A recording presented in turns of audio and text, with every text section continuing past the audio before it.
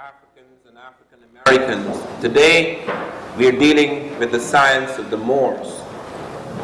Who are the Moors? This is one of the most difficult of historical questions, and in fact, this is the most neglected chapter in black history. When the generals were surrendering, the Moorish generals were surrendering in 1492, the very year Columbus sailed for the Caribbean. A painting was drawn of these generals. These were the Almohade generals. The Almohade, the fourth of the last of four dynasties in Spain, had come to an end, had come to grief, in fact, in their last stronghold, Granada. And when the Castilian Spanish were defeating the Moors, a painting was done of the defeat, and there were black generals surrendering. What were they surrendering if they were not in charge? The story of the Moors, however, is extremely complex. But before I begin to talk about it, I just want to say something that fills me at the moment. Because one of the things that I remember is the way I felt after I finished writing They Came Before Columbus. I had spent 7 years, and even though I was teaching, moving about, etc., I literally lived in that book. I lived in my head for 7 years. And coming out of it was very strange to me because I was looking at people differently. I was looking at a great lot of things differently. And I was not surprised that I was attacked. And I responded with great force. I don't know where my attackers are now. But one thing that struck me with tremendous force was the feeling of absolute loneliness. I knew very few of the people here. I did not know much about. I never met Ben Yochanan. I had met, I think, John Clark. I never met Chancellor Williams. I had read his work, etc. But I had lived in isolation. In order to do my work, I lived in total isolation. I had a habit from early of cutting myself off for years without seeing anyone. And that is what I did. After these years, these 12 years since They Came Before Columbus, one of the things I can say is that we are not alone anymore. What we have now is a crusade. This is not the lonely struggle it was. We have a crusade. We have a tremendous body of people all over the country who are moving in a certain direction. I traveled quite a lot. In February alone, I was in 18 states. And one goes before many audiences, all types of audiences. I was a keynote speaker, for example, at NASA a few weeks ago, where I had to speak before the space scientists, both white and black space scientists. And they were very worried about the question of the survival of the space program and the survival of sophisticated science in this country, because we are in a very desperate state where we are not producing enough scientists. And the head of the space program was pointing out that in the 21st century, we have to make a tremendous appeal to blacks and Hispanics, because if we cannot recruit them into the field of science, we will not be able to maintain the level we have maintained before. And in fact, so serious is this problem that we're trying to build smart computers that would crystallize the genius of those great scientists that are likely to die and retire within the next few years. And we hope that the computers would be smart enough to have the insights of these great scientists. I don't think that will happen. So that we have got to realize that we have got to become aware of how important it is. We are living in a very different world. We are living in a world where there are more computers than people. That point was reached in 1982 when Bell Labs reported there were more than 4 billion computers on Earth, and there are not yet 4 billion people. So we are living in a world that is going to change dramatically, and a world in which we have to become very much aware of the power and capacity we have both for improving life and destroying it.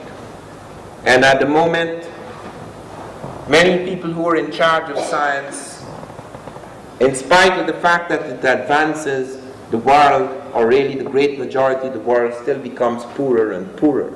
So it really depends on a different kind of consciousness. We're not just intent on improving our technology, but improving the kind of human being that controls that technology. Because in the final analysis, civilization is not technology. Civilization is the humanization of the human.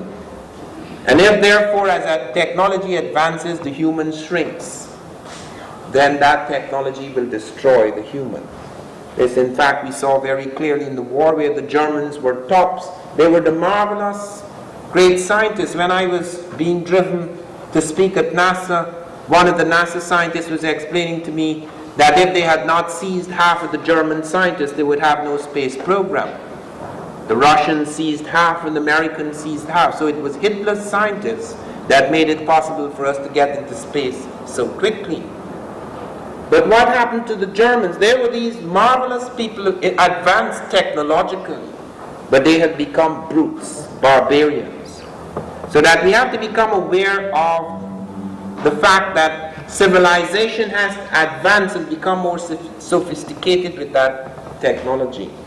This is our chance. And we have got to look very seriously at our history, because it is only through history that we can become aware of our enormous contribution and become confident of what we can do and what we cannot do. That is the most important thing. Our young people, and when I say young, I mean people up to 50. That is very young in the modern world. Gorbachev, for example, who is now in charge of Russia, is considered to be one of the most extraordinarily young men of the world. Leaders are usually in their 70s and 80s. It is very unusual to find a man close on 60 who's a leader, a major leader. That is a very young man. And that is something that I have to stress, because I am very startled by people who by the time they're in their mid-20s, because they didn't get a break, they say, well, I've had it. I lost my chance. When I was 28, I entered university. I got my BA at 32. And I was no special student. When I was 9, I was struck by a terrible disease which killed half of my country. I lost all my friends. Part of my brain was damaged.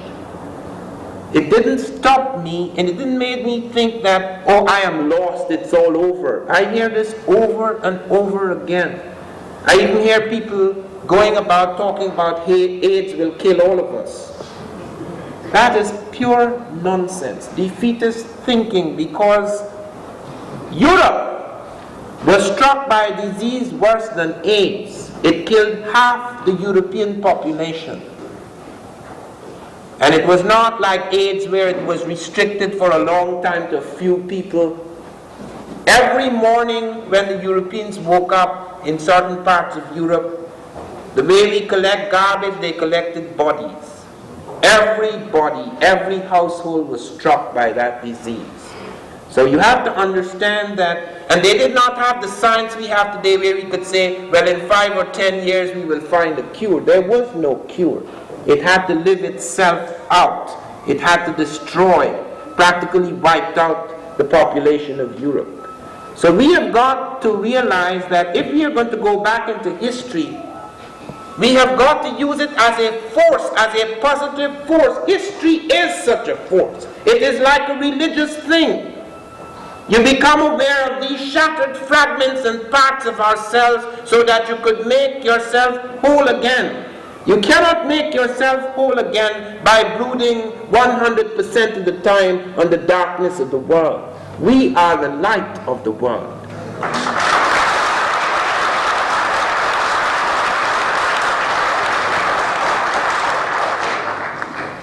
There was Jesus standing there, and he knew that the Roman Empire seemed to be all powerful.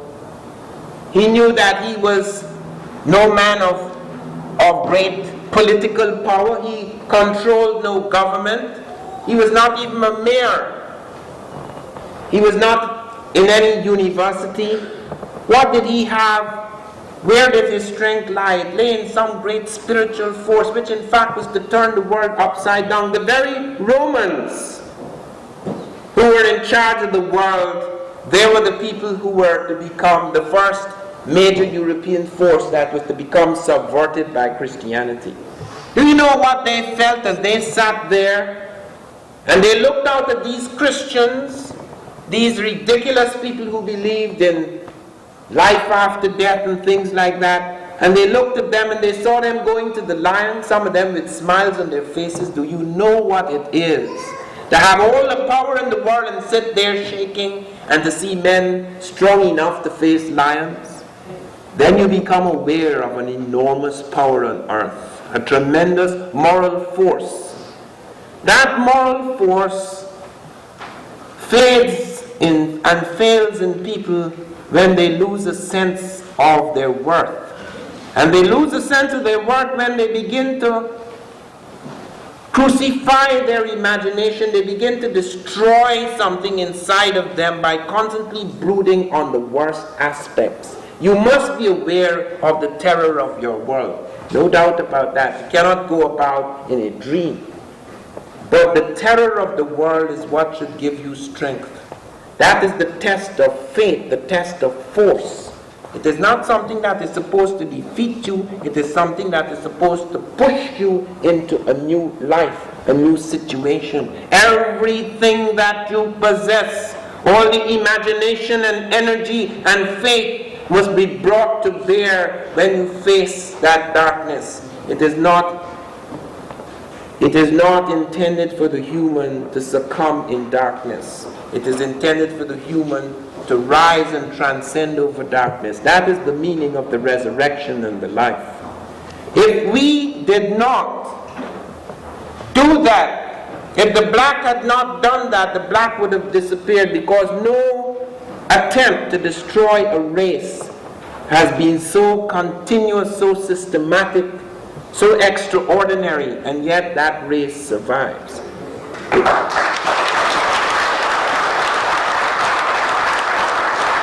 It not only survives, but it speaks with fantastic new vigor and power and confidence.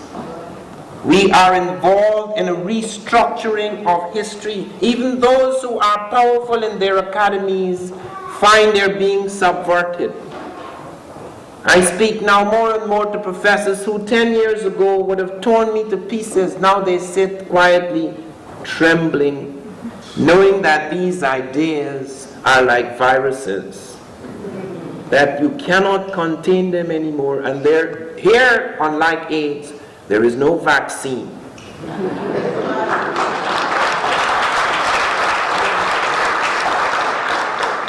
So that we are involved in a struggle in which we will win.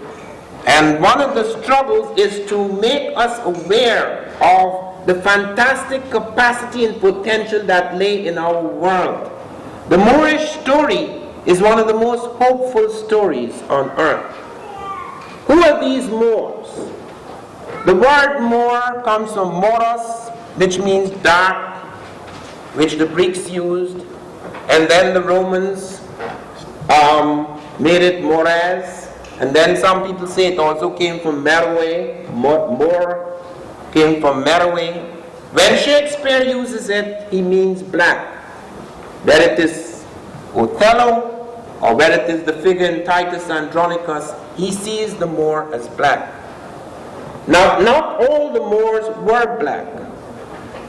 What really happened is that Arabia at first was completely black. Later it was invaded by Asiatic or Semitic types. By the time of Muhammad it was only 10% black. But the Arabians or the Arabs are not the only Moors. But let us first, before we come into the question of who are the Moors, because the Moors of their 4 dynasties in Europe, 2 of them were overwhelmingly black. They were developed in Africa, and the first 2 had a very powerful and dominant black element. But how did this begin? how come black people invaded Europe? Because most of us know Europe invaded black countries, but very few of us are aware that blacks invaded Europe. And we have to make a comparison between the black invasion and the white invasion, because they're very different types of invasion. The black invasion enriched, lifted Europe, even though as all invasions there must have been some kind of punishment, but the white invasion sought to destroy utterly the cultures and language, even the humanity of the people they invaded. All invasions are not the same. When the Greeks, the first great Europeans, invaded Africa, they did not despise Africans. Even though they invaded them, they were spiritually invaded by the Africans. Culturally invaded by the Africans, because the Europeans, the first Europeans who invaded Africa, this is before the slave trade, did not make slaves of the Africans. They made them their teachers. The Greeks, when they saw what the Africans had done, could not believe that Africa could be so advanced. They could not believe their arithmetic and their geometry and their calendars and their clocks and their medicine, even their religious system. Many of the goddesses that were taken into Europe were black goddesses. They worshipped the black woman. They worshipped the genius of the black man. The European never said anything against blackness at that point in time. In fact, he went overboard worshipping blackness. He made the goddess of wisdom black, Minerva, the goddess of chastity black, Artemis. Andromeda, who was to marry the great Greek hero, was painted black in the initial Greek vases. Circe, the enchantress in the Odyssey, was a black woman with African features. Medea, who had Jason win the golden fleece, she was painted black in Grecian vases. Isis, the sister wife of Osiris, was worshipped by Europeans just as Africans had worshipped her. Imhotep, who was known as Imhotep among the Greeks, was worshipped as a god. It's the great black multi-genius Imhotep. And every major Greek scholar went to Africa to study. Thales of Miletus, Democritus, Pythagoras, Eudoxus, Anaximander, Anaximenes, Heraclitus, they all poured into Egypt. Alexander built his city in Africa. So Africa was considered to be a cradle of civilization. There was no doubt about this. The doubts about this only began around the 18th century, when slavery had been put in its place. People started to, their Christian conscience started to be gnawed. How come these Greeks, who are our mentors, who are the fountainhead of European civilization, how come they keep insisting they got this from the black Egyptians? Surely the Egyptians can't be black, because these are our blacks, they're our servants. How can we feel good if these are equal people like us, who in fact, before we enslaved them, actually had done things in advance of us? It doesn't sit well in our conscience. Therefore, there must be a mistake here. Black people cannot be the same black Egyptians. Therefore, something went wrong. Perhaps the Greeks didn't see well. Perhaps they got so excited about black people, they wrote down the wrong thing. They were subjective. Perhaps they weren't really talking about true black people, they were talking about white people burnt black. All sorts of excuses, and then a whole body of people got into the act. If you're black, you have to have a skull shaped like so-and-so. This skull is not like that. This nigger is not black. It's amazing. You see some of these debates, you want to really know. These are highly intelligent people, like Vorkuta, for whom I have an enormous respect at UNESCO in 1974 in Cairo. He said, okay, it is quite clear that the writing is African, the culture is African, The techno-complex, as Soderbergh has showed us, is African. The languages Diop has showed us is African. We still have the problem. More academic and more scientific, that you lose this emotional attachment to things. No, sir. When it comes to power, thank you. When it comes to power relationships, and when it comes to being challenged deep inside the system, right in one's guts, one does not sleep at night, knowing that you are crushing and oppressing a brother who is not only equal, but who at one time had given you critical elements in your civilization. You cannot sleep with that, therefore you have to prove to your satisfaction so that you can sleep peacefully again that that is not really a brother. It's just like when I was in Guyana, I heard of this marvelous man, this South African, very liberal South African.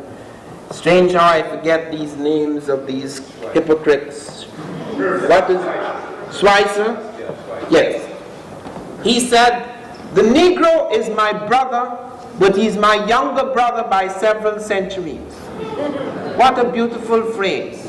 And we really took that. We thought that was really a compliment.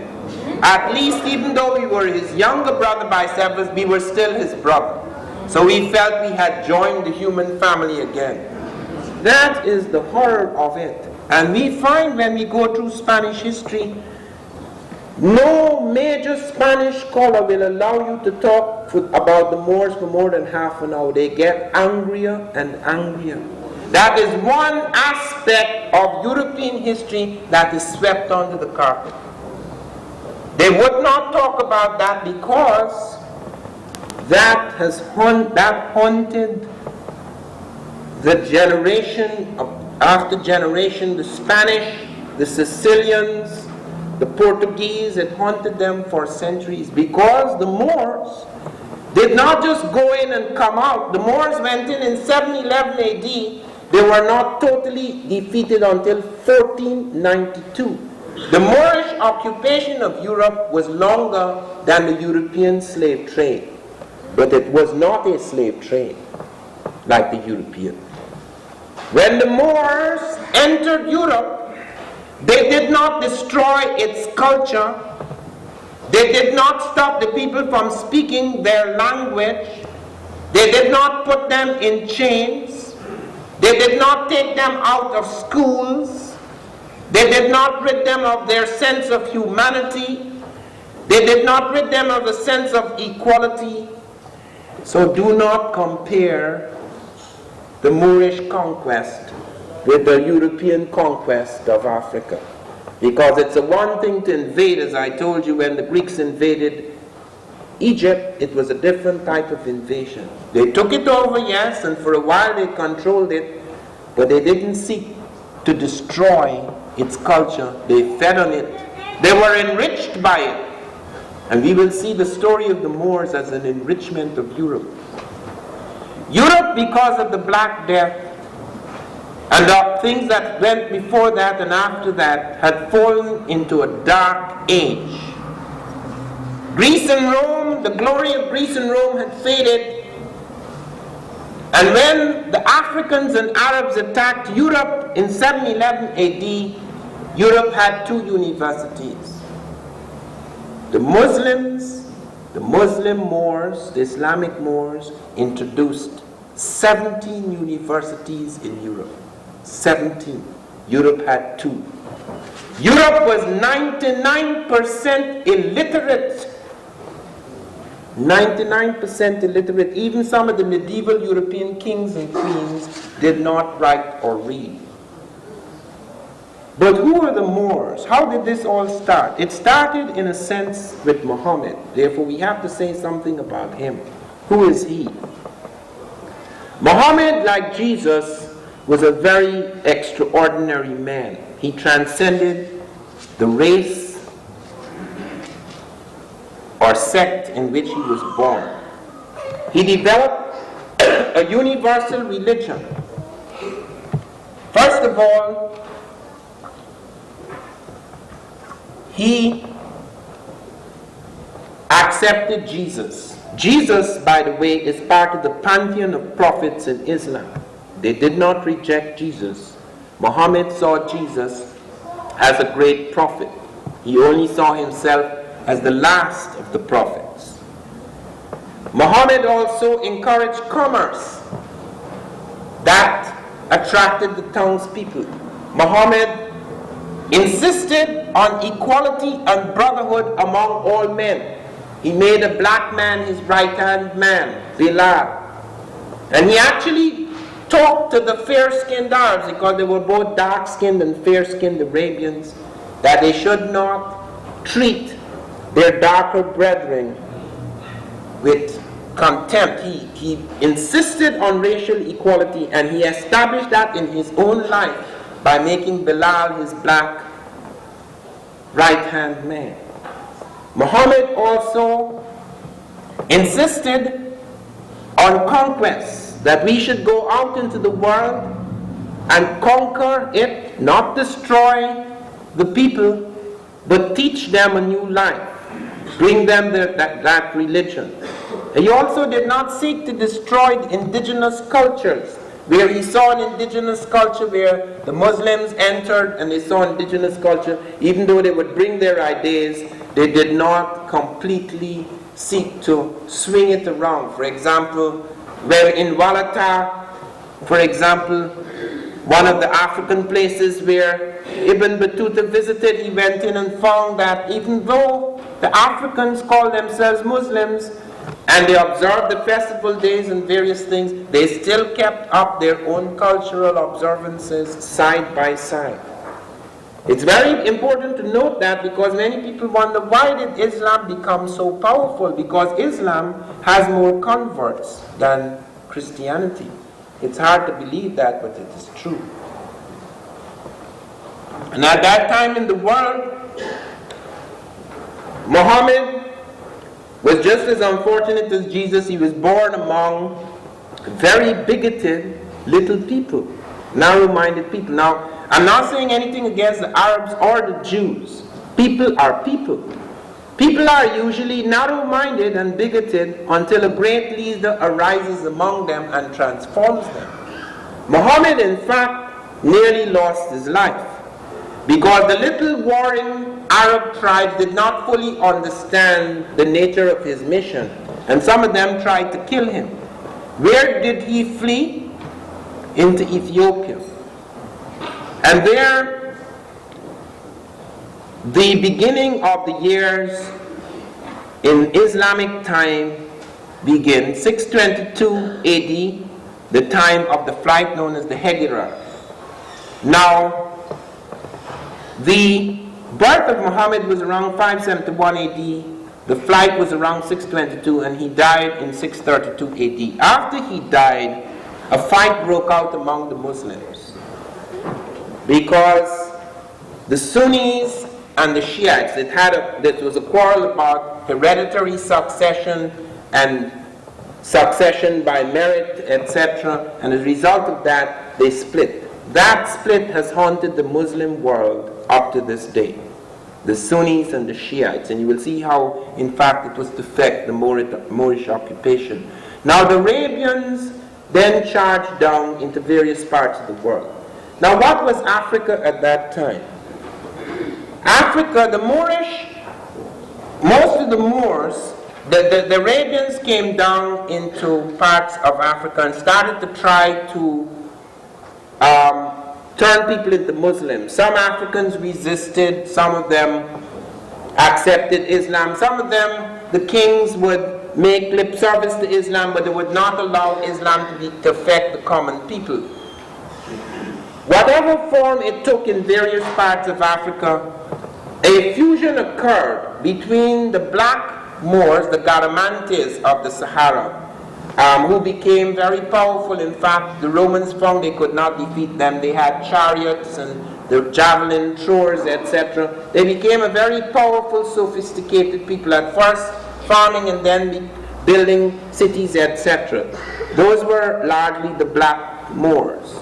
However, there came another type Libyans, etc., people who had come into the Sahara, fair-skinned Libyans who had mixed with black types. So you have both the mixed or tawny Moors and you have the blacker Moors. Into this came the Arabian, some of them fair-skinned, some of them dark, some of them becoming dark through intermixing with the women of the Garamantes and other African people. So it was a very mixed bunch.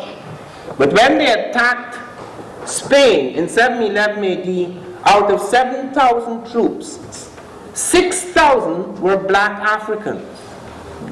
Now, why did they attack Europe in the first place? Now, the Moors were intent, the Muslims were intent on conquering as much of the world as they could in order to bring their religion into the world, just as the Christians earlier in the Crusades had tried to conquer as much of the world as they could in order to bring Christianity to various people. Now the Muslims advanced in various places. They advanced into India, they advanced into China. Even to this day you have many Muslims in India, you have many Muslims in China. In my country, half the people are Muslims and Hindus, and the other half are Christians. Okay, so that they advanced into various countries bringing their religion. As they went into Africa, into marrying with various African people, they formed various states. In North Africa, there was a battle going on between the Muslim forces and someone by the name of Count Julian. There was a little Greek outpost called Ceuta on the edge of Morocco, and they kept fighting, but they could not conquer it because even though it was small, it was almost indestructible. And eventually, however, Count Julian had sent his daughter to Spain. Spain was ruled by the Visigoths under King Roderick, and Roderick seduced Count Julian's daughter.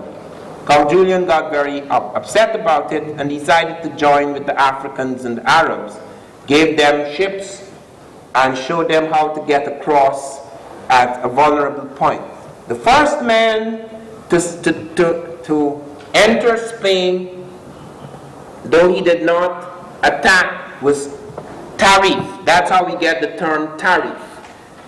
Okay, because he actually imposed a duty. He went into Gibraltar, he imposed the duty on various places he went into, and that's how we get the word Tarif. He was followed by another man by the name of Tariq. Tariq led 7,000 troops, 6,000 African, 1,000 other types, Berbers, Libyans, Arabians, etc., up into Europe, and they defeated Spain. Within a short span of time, the Africans and the Arabs conquered a vast part of Europe from Spain right through to the Pyrenees. In a very short space of time, they took over Sicily, Spain, Portugal. They took also a small part of France, though in France they had a very difficult time. General Martel repulsed them in France, so they got a very small slice of France. They set up courts. They set up courts in Africa, North Africa, and they set up courts in Europe. Now, because of the ideas of equality and brotherhood, they did not seek to make slaves of these people. Some Arabs, and it has to be pointed out, that the marvelous Sunni Abdul Rahman, Sunni Muslim, although he did not participate in the slave trade, some of the Arabs and Jews did start a white slave trade. Okay, so that you have some white women who were taken as slaves and sent to other countries. But on the whole, you had an insistence by law that the Jew, the Muslim, and the Christian should be treated alike. They did not destroy their legal system. They did not destroy their language. But they brought a whole body of new things into Europe. Europe did not have a single paved street at that time. Europe did not have a single lamp in its streets. Europe did not have a single public library, only private libraries for the elite. Europe did not have a single public market. There were one or two, yes, but they were not institutionalized body of public markets. They did not have public baths. All of these things were brought in by the Moors. And everything that could be translated in the world out of Egypt, which the Arabs conquered in 638 AD, out of India, out of China, out of the universities in Africa like Timbuktu, Sankore, and a range of other universities in Africa, out of ancient Greece and Rome, which had lost for a long time much of its sciences. These things were revived, translated, and brought up into Europe. Europe had 2 universities. The Moors introduced 17 universities into Europe. Europe was 99% illiterate, so was the rest of the world. A few people wrote and read in Africa, a few people wrote and read in Europe, a few people wrote and read in Asia, the same thing in America. I want you to note that Africa was not backward in relation to Europe. Africa had as many scripts as Europe. Let me repeat. Africa had the Meroitic script. It had the hieroglyphic script. It had the Akan script, both a drum script and a written script. It had the Mande script, which we find at Udmurtetek even 5,000 years ago. It had the Afaka script. It had the Vai script. Europe does not have any more scripts. Europe has very few scripts. Europe has the Roman script. It has the Greek script. It has the Celtic script, which is half and half. It's not entirely European. It has the Russian script. It has 1 or 2 more, just like the African. Many European tribes, just like many African tribes, do not have scripts. The English have no script. We do not write in English script. All we have are Anglo-Saxon sounds. We use the Roman script. The Spanish have no script. The Germans have no script. So it's not a question of being civilized and making up scripts. They didn't make up any scripts. Scripts were brought to them by conquering Europeans. The Romans conquered Britain, and when they conquered Britain, there were no books. There were no writers. In fact, Cicero said, and I quote him, and I think it's rather unfair, but I quote him because he said so. He said, these people are so ignorant, speaking of the Anglo-Saxon, that we are not even sure we can turn them into good slaves. Yet when I was at university, I was being told about how literacy, that the Africans were pre-literate, and literacy began in Europe. We have found Africans writing on the edge of the Sudan, in a place called Kuster, the dynasty of Tarseti. We have found them doing this 200 years before the first Egyptian dynasty. There is nobody else. In Sumer, Sumer was to come later. The earliest dates we have at Sumer or Babylon is about 2600 BC. We're talking about 3300 BC. So nobody can talk about the African being backward in this regard. Not at all. All these things were brought in, translated into Arabic, which became the language of science. Just as Latin earlier had been the language of scholars, Arabic became the language of science. And Arabic is not just used by Arabs. The Arabic script was invented when Arabia was completely black. It was invented by an African called Abul Aswan. It's recorded in the diaries of Ibn Khalikan, page 661. They are aware of that. So it's not something confined to a certain type of person. Okay, the Arab is not a race, just like the Jew. The Jew is not a race. You have black Jews and white Jews. In fact, the earliest Jews were the dark-skinned types who became, then you have Semitized people coming into that sect. Then you have, in later years, the European type, which became the dominant type, a later Jew. Likewise, among the Arabs or Arabians, you have the fair-skinned type and you have the darker type. And you find with mixtures with the African type, this became even darker. Into Europe they came, and they established 4 dynasties in the heart of Europe. They established the Umayyad dynasty, completely African, because when the Muslims started fighting among themselves, they would always go back to Africa to regroup. Let me give you an example. The Umayyad set up a dynasty in Europe in 715, and in 750 the dynasty collapsed. Why? Because the Shiites murdered the whole royal family while it was holidaying in Damascus. Then Abdul Rahman built up an African force, charged, he's a Sunni, charged back into Europe, smashed the Abbasid dynasty and renewed the Umayyad dynasty. And the Umayyad dynasty brought many things into Europe. We are not aware of how profound the influence of the Moors were on European science. In fact, I go so far as to say, were it not for the Moors, it is quite possible that the Industrial Revolution would have been delayed by at least a century. The Moors were the first to take water from the mountains and lead it into the private houses by means of lead pipes. They introduced air conditioning in some of the houses. They actually passed the air over a bank of flowers so that they introduced perfumed air conditioning.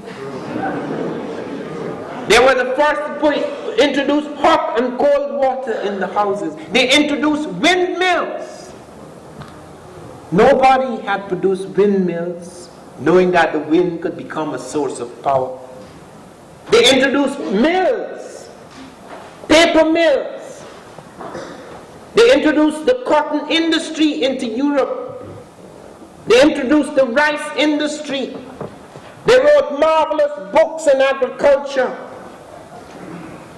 You could see a range of them. They advanced that agriculture. They introduced irrigation systems. They introduced worm and pinion gears operated hydraulically. They introduced a range of inventions. Optics, the first eyeglasses in the world were introduced by the Moors. They introduced trigonometry, new concepts in trigonometry. They introduced algebra. Algebra, Europeans did not use algebra, it's an Arabic word. Algebra. Introduced algorithms. They introduced public markets. They introduced public baths. They introduced public libraries into Europe. There was not a single public library then in Europe. They paved the streets. They put lamps on the streets. You could walk for miles through Cordova by the flash of lamps. There was not a single lighted street then in Europe. These are the Superiorians who invented everything. I am not attacking the European, mind you, because certain developments occur in certain places at certain times. Europeans have done marvelous things in science, but they have been arrogant enough to assume that they did these things because they were superior, or they did these things completely out of the blue. If you check it out, you find that when you go to the background of science, you find how much has been lied about. Dr. Finch recently did a study for the book I'm bringing out, Egypt Revisited, in July or August. Did a study of the Edwin Smith papyrus where a surgeon, Egyptian surgeon, had started to rewrite a book which had been used or developed long before him. He did this in the 18th dynasty, around 1,650 years before Jesus. And he only did 1/3 of the book dealing with the head, the neck, the brain. Do you know what the Africans were doing? They had mapped the insides of the brain. They knew the locus in the brain where auditory information was being processed. They could test the pulse. Europeans, the Greeks, were not able to do this until 1,000 years later. Yet, when you read medicine, you hear Herophilus, the Greek, he's the guy who first tested the pulse. And when you read about this test, you see it exactly coming from the Egyptian. Now we have, in all honesty, not only for ourselves, but for all mankind, we have to put the record straight.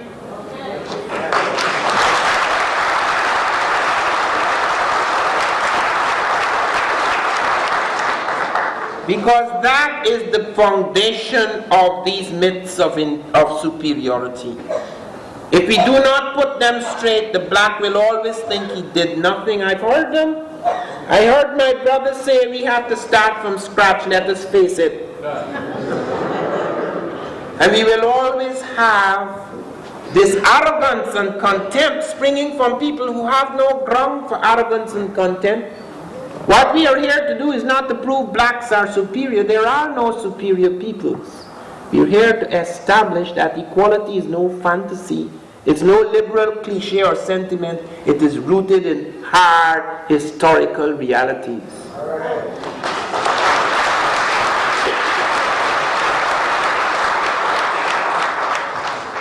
In the world of the Moors came a number of things which are absolutely critical. I spoke to Congress on July the 7th, 1987.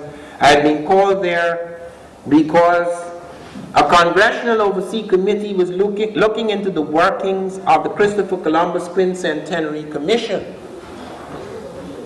This commission had set up its base. There were no Native Americans. They employed no Native Americans, no blacks. This was going to be a big commemoration in 1992 with just the Italians and the Spanish getting honor and praise for this so-called discovery. And as I pointed out to them, first of all, Columbus never put foot on the American landmass north or south. He only stumbled into the Caribbean. On August the 7th, 1498, 3 of his ships landed in South America, but he did not come off the ship. He said he had arthritis. And he sent a message home that South America was an island. Just as earlier on the second voyage, he sent word home that Cuba was the continent. Just as on the first voyage, he came back to say that he was off the continent of Asia, and that the Caribbean was the Gulf of the Ganges. This is the man that we are celebrating in 1992 because he discovered us. He discovered America, thank God, because that enabled them to drag us out of the bush and bring us here and put us in a good footing. Taught us how to dress and how to speak properly. The absurdities, the lies upon which a whole civilization have been built. How can one sleep at night? How can one call a civilization Christian when it is built upon grave immoralities? It is not only us, the black, who carries the burden. The white cannot sleep properly if his civilization is built on lies. Therefore, we've not only come here to save ourselves, we've come to save the world. Because to expose these fictions is absolutely vital, as I pointed out. Mr. Columbus was using a caravel. Do you know what the caravel comes from? Both Columbus and Vespucci were using caravels. The caravel comes from the Moorish caravos. The instruments on their ships, the compass, the Moors had brought in the compass. It had been refined, or rather earlier it had been brought in, though they were to refine it further. The astrolabe had been brought in out of Asia, not out of Europe. The sails on the ships of Columbus and Vespucci were Arab Latin sails which Arabs and Africans were using on the Indian Ocean. So what was so marvelous about Christopher? He went out, he struck out for the latitudes of Japan, hoping to land in India. And then when he landed in the little islands in the Caribbean, he was so frightened he could not go back home and say, sorry Nain, you wasted your money. I did not find the riches of India. Do you know what Columbus did? He sent his notary Fernando Perez de Luna among the ships and made every man sign a document that he was off the coast of Asia. And he threatened his men. If they went back home and said they had not found the edge, they were not on the edge of Asia, if there were members of his staff, there were officers of the ship, they would be fined 500 maravedis, and if they were common sailors, they would be given 100 lashes and have their tongues cut out. He was not joking. Can't go back home. That's like what happened in my country. Sir Walter Raleigh, Queen Elizabeth's lover, First Elizabeth, went out to my country to find the Golden City. Didn't find it, went back home, and she chopped off his head. So Columbus couldn't go back and tell Ferdinand and Isabella, I'm sorry. That's a lot of money went down the drain. And that story about the great gold, even as a young man, I heard that the gold was in my jungle because Orinoco, the Golden City, El Dorado, was situated in the Guyana jungle. Jimenez de Quesada, Queen Philip II, Sir Walter Raleigh, all of them came into my jungle searching for the Golden City and met with grief. So when I was 20 years old, I went myself into the bush with a friend of mine searching for the Golden City. Damn fool as I was at that. So it is this vision of gold, this greed, that drew ship after ship after ship in this direction. And so it wasn't because of the superiority of the ships. China reported that Africans had brought ships to them 2 centuries before Columbus. They had brought elephants in ships. Do you know what it is to take an elephant from Africa to China in a ship? It was not a dugout. Clearly not a dugout, and it was not the little ships, caravels of Columbus, because it would have been nice to see a herd of elephants on the Santa Maria. There would have been no celebration in 1992.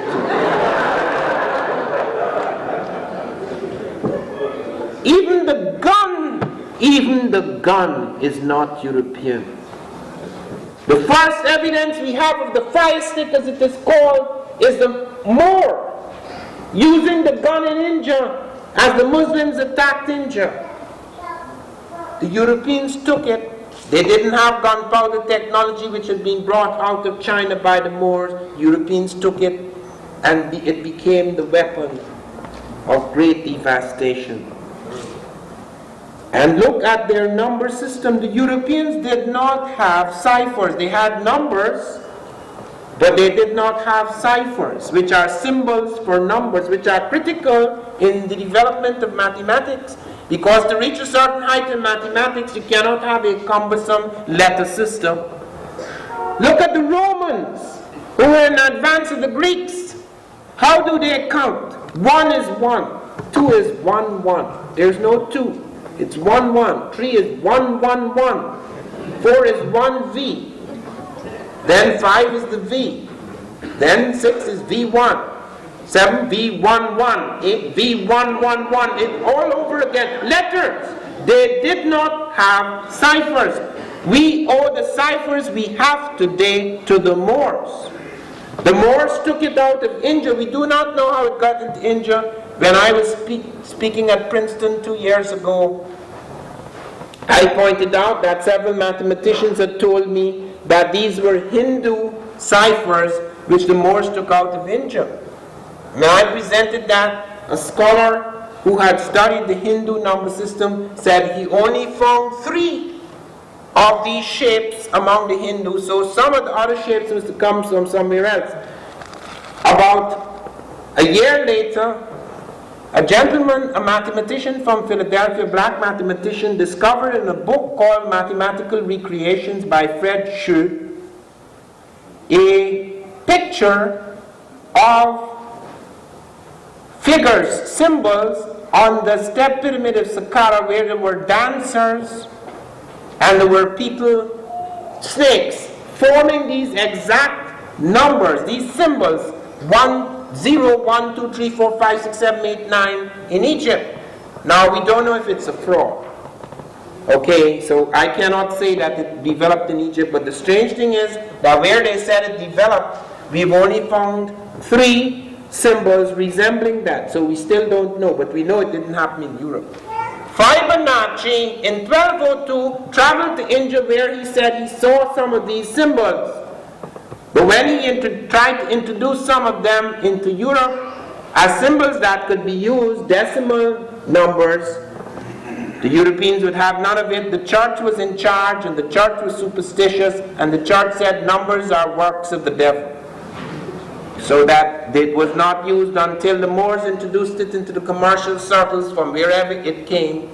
For the time being, we will say it's Hindu until we find people who can tell us. I have sent out to 6 mathematicians to pursue this matter, and we have not been able to go beyond that.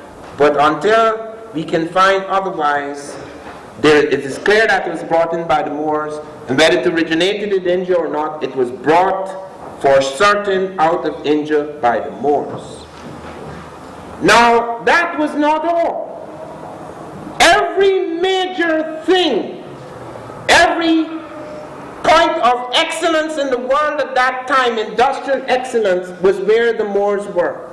The carpets of Tulala were the finest in the world. That's where the Moors were. The leather of Morocco was the finest in the world. The tanneries of Morocco, that's where the Moors were. The blades of Toledo were the finest in the world. That's where the Moors were. The iron and brass that was the finest in the world was at Murcia. That's where the Moors were. All of these things. And they brought the finest sashes from Almira and the finest carpets in Tulala. And they brought this incredible agricultural development in Spain at the time after the Moors were kicked out of Spain. Spain went down. It never became the power it was under the Moors. They charged everything. They insisted that education was absolutely important. It was not so in the Christian world at the time. They insisted that baths were important. That was not so at the time. Some people in the church thought cleanliness is next to godliness was not introduced by the church. Okay, that was introduced by somebody who thought it was good sense. Because part of the Black Death had to do with the fact, there's a book called that deals with the dirt that developed in certain civilizations. You have to be very careful about that. This is not an attack on people. This is an attack on certain ideas, certain concepts that people had that were to profoundly affect them, and other people came in with different ideas. That is the nature of civilization. Primitive cultures do not advance easily because they are closed capsules of culture. Civilizations are open things. You're supposed to take into your system the very best that is available. If you want to study Africa and you want it to be profoundly affected by Africa, you don't eat Africa whole. You take the very best. That is why our lectures deal with the golden threads from Africa. That's why Egypt became great. Egypt drew on the finest things out of Africa. Its hieroglyphs, you could trace it back in various parts of Africa. You could see the various forms, the animals, etc. The religious ideas. We are now startled to find, when we look at Egyptian ideas of creation and ideas of creation among the Dogon, ideas of creation among the Bambara, we begin to see the fantastic sophistication involved. The idea that after the primal matter, that there was a growth, a flowering towards consciousness, and that there emerged this incredible power that was the center of consciousness, God, who then reconstituted matter and gave a direction and a form to things that before were formless, things that before that were directionless. Then you hear in the Egyptian the beautiful poetry when God speaks, I am the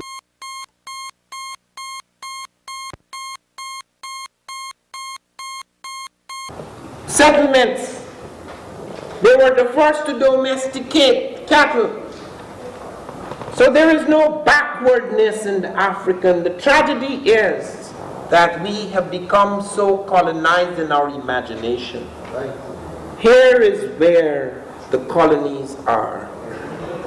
Because even when some of us have a certain measure of freedom, it is far from total. But even when we have a certain measure of freedom, we would prefer to use a crutch. I can't do anything, man. Don't you see how rough it is here, man? They control everything. And if ever an avenue arose, if ever there was a road, we would not energize ourselves to take that path. To use Farrakhan's phrase, they gave you freedom and you didn't even take a walk.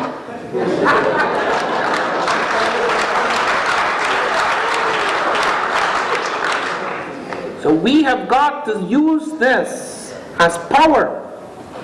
Ideas are force. That is the vitality. Matter is nothing. It is the spirit. It is this fantastic thing that spins around matter, that turns it around, that gives it power, form, force. That's how the universe was born. God is force. God is power, God is form.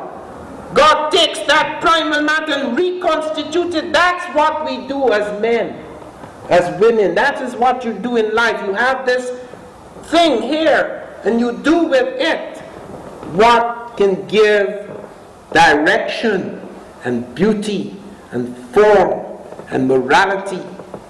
So when we go back into history, let us draw upon these essences so that they fill us with a new force, because it is with this new force, the force that came with the Moors who were to transform the world, both in North Africa. It didn't just end in Europe. When Leo Africanus went down in the 16th century, when all Europe thought that after the slave trade was breaking up and devastating things, that Africa was a wild world, Leo Africanus went down and wrote his marvelous geography and history of Africa, which Shakespeare read. That's why Shakespeare produced the noble Moor, the very best. And then he showed how Africa had all of these internal cities and sophistication. And we seem to forget that because the Europeans came, devastated it, all the connections and continuities were shattered. But it is not a lost world, it is not a finished world. It is in us. Nothing is truly lost once we remember it, once we can reconstitute it, once we can turn it into force in our lives. That, therefore, is our mission. That is the magic and the meaning of the Moors, to be able to draw upon that very special experience, that great conquest that enabled them to transform both Africa and Europe. I want to close by saying, and this is something that reminds me very much of Césaire in his great poem, Return to My Native Land, as he ends with these words, or words similar to these. It is not out of hatred or envy of any race that I proclaim the greatness of my own. It is because I know that no race has a monopoly of genius, intelligence, invention. It is because I know that the race of man is far from finished, that there remains a great deal to be done in the world. The race of man is only just beginning, and there is room for all of us at the rendezvous of history. Thank you.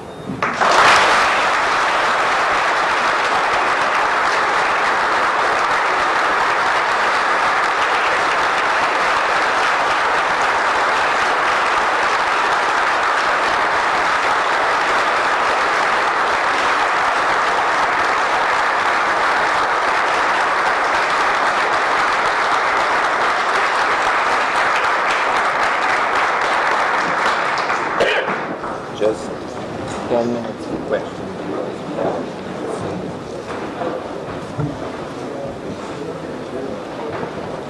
Professor Ivan Van Sertima.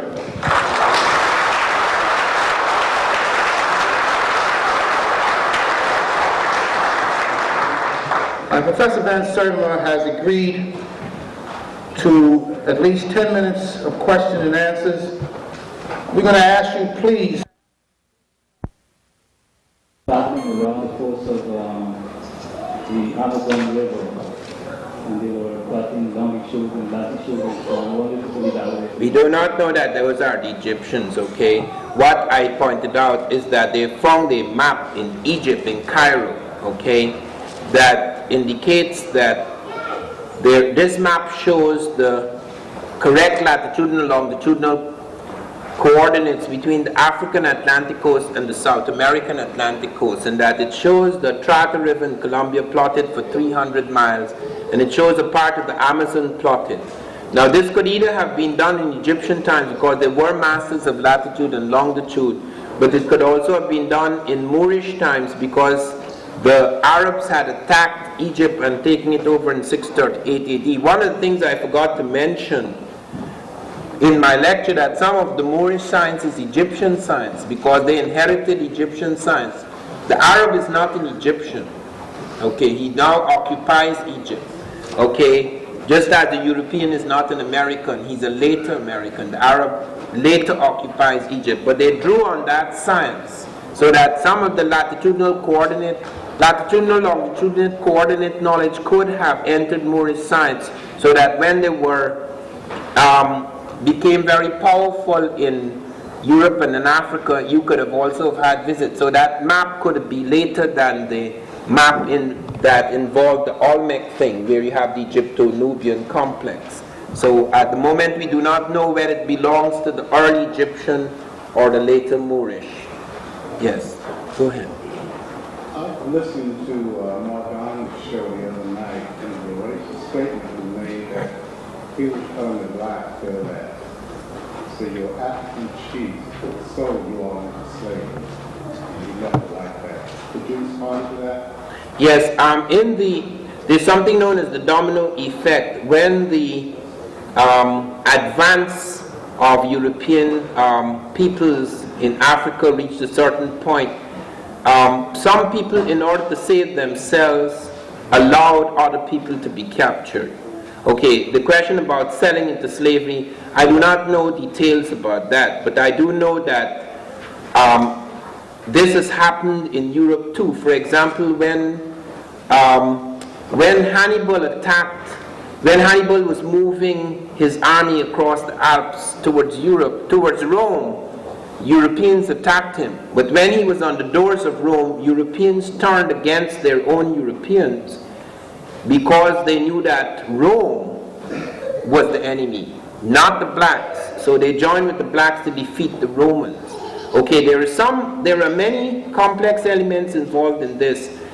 Some Africans who, in order to save their skins, allowed some people, perhaps their enemy tribes, into European hands, did not have any idea of what slavery was. You see, because slavery had existed in the world, but it's not the same thing. Like, for example, we have instances where a slave is a prime minister. You see, the word slave is a very curious word, so that you can't link everything else when you hear slave. You have people, for example, who would marry into another family, okay? A foreigner marrying into family. She may be called a slave, but she's not a slave. In fact, she may have more power than a citizen. We have instances, for example, in Asia, where a slave becomes a prime minister. We have an instance where you find that the major military commanders are called slaves because they are foreigners brought into a country. Okay. Now that does not mean that there are not Africans who did that. In a struggle like that where people's lives were deeply threatened, it is quite possible that cowardly chiefs did let some of their people or enemy tribes into European hands. Yes. You mentioned India as the birthplace of the number system, or the being evidence as Hindu culture was the origin. Is it not the case that the Dravidians who were black formed the foundation of Hindu culture? Yeah, but you see, the Dravidians were defeated. The Mohenjo-Daro and Harappan civilizations were defeated eventually by Aryan invaders. Okay, so that we do not know. The problem that we face is that the Hindu, they say that it came out of the Hindu. This Hindu scholar tells me it does not, because he showed me their number system and it doesn't have, with the exception of two which may be coincidental, it's so few among the others. We do not know. All that we know is that it was taken out of India, and that it is claimed now that while it's called Arabic numerals, it is not Arabic. We have established it is not Arabic. It was taken by Arab types into Europe. So that at the moment we are stuck with a problem, because we can only assume, since it was taken away from the Indians and it was taken out of the Hindu, that it is Hindu. But it may be that it goes back to very early time, and if it belongs to the Harappan period, it would be Dravidian. Yes. It's not a solved question, okay? It's an open question. Yes. Could you give us some information of the origin of Jews and Catholics in Ethiopia? No, I don't know anything about that. I'm not a Jewish scholar, I must tell you. I know of them as I pass through various areas that are contiguous to the black experience, but I'm not a scholar on Jews. Okay. I do know that in the Jewish sect is not race. There is no race. The Jew is not a race. As I pointed out to you, and I can only say this in broad terms, the sect that was in Egypt that apparently was persecuted by the Egyptians because its various ideas, perhaps certain of its practices and rituals were different from that of the Egyptian. It involved Egyptians. The Jews leaving Egypt must have left speaking Egyptian. Okay, so that the Jewish sect must have been largely a dark-skinned sect at the beginning in Egypt. But since it is a sect with certain ideas and rituals, it's not a racial thing. They were not persecuted because of their race. So that perhaps largely became Semitized, so that the Jew did not remain largely black. You have the Semitic type Jew, etc. When Jesus, for example, is represented in Ethiopia, he has a Semitic nose, but he has woolly hair and dark skin. So he has a mixture of the Semite and the African. Yes. About a month ago, I read in the New York Times that they discovered a mummy over 4,000 years old. And they said it was kept so immaculate that I think they even had the smile on it. Have you heard anything? Oh yes, that is reported. Nobody has talked about it since, because there are two reports. The one that you mentioned, which appears in the New York Times, nobody can get information on that until about a year or two had passed, because the people who discover it will not talk about it. They will not talk about it until they publish a report in it. There's another discovery where they have found about seven people. They have found the scribe Horemheb. This is a statue of Horemheb, which is an African. The others, they would not talk about their race or anything like that, but they were found in a period, some of them 18th dynasty, where you have a dominant African type. But after the initial report, how remarkable it is, because they found certain things like the goddess Hathor and so forth among them, they just remarking it that it's an unusual find, but they would give no more details. Yeah. One of the things that I've always been curious about during school is that when Columbus set out, there was a belief that the earth was flat or square or along those lines. No, not at the time of Columbus. The Arabs had made it quite clear to the Spanish and the Portuguese that the earth was round. The Egyptians knew that the earth was round. The Egyptians had made that quite clear. The Arabs knew that the earth was round. The Africans knew that the earth was round. Many Europeans thought the earth was flat, but that was not true of all Europeans. There were quite a number of bright European scientists who knew that the earth was not round. However, because it had not become a very popular idea, Columbus, having relationships, his wife was Portuguese, those are people under the Moors.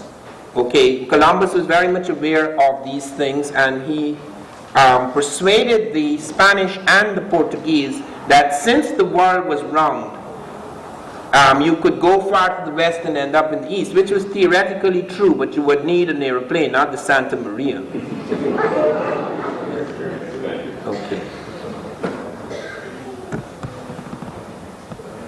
Would you say it was in the time of Julius Caesar when the Aryans decided to discover the southern hemisphere around the time of Julius Caesar? What southern hemisphere? We'll talk about Africa today. You know, when the balance started? No.